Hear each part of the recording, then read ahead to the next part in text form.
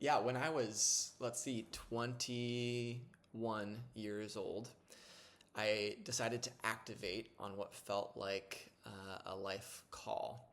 And that was to use my love for portraiture and artistry in combination for my love for reaching out to people who were in the shadows, who were unseen in the margins of society.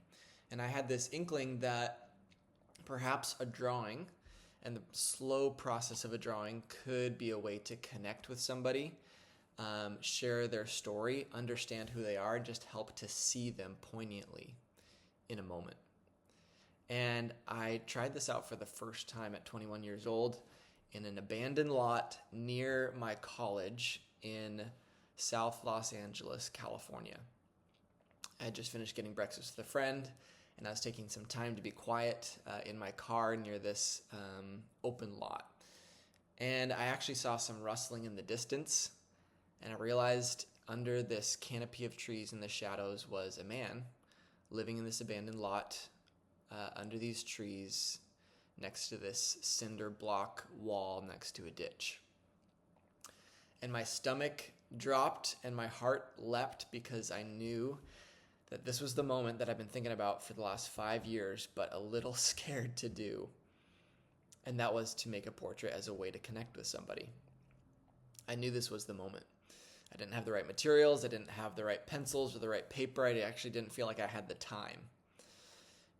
But despite all those excuses, I knew that I had to try this. And so I went and met this man.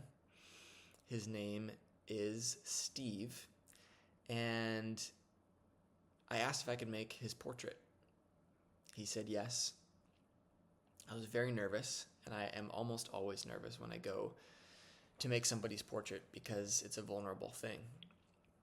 But he said yes. And an hour later, I had a little sketch in my hands that actually wasn't really amazing at all. It wasn't really something that I'm proud of in terms of the quality of the sketch, but what I am proud of and what changed and started Sacred Streets, what changed me and started Sacred Streets, was the fact that Steve, after his portrait, he told me, Jason, being with you here and now, I feel human again. That phrase alone helped me to see that there was immense value in the simple act of making a portrait with somebody over a slow period of time. So making a drawing is slow, and that's on purpose. And that's why I continue to do this through drawings, not photographs, not any other medium, but drawing and painting, because it's slow, and what people need who are living in the margins is time and attention to say you matter. And so that face-to-face, eye-to-eye process of making this drawing, turning somebody into a work of art, Steve affirmed that that was really quite valuable for him. And after that, I decided to start going to Skid Row in Los Angeles and make a bunch more.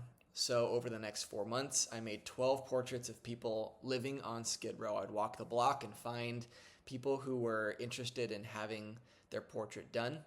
And actually, 8 of those first 12 people showed great impact. More specifically, 4 of those 12 people actually changed their life in a different direction. They changed the trajectory of their path and got themselves into a better situation because of seeing their portrait and having that process.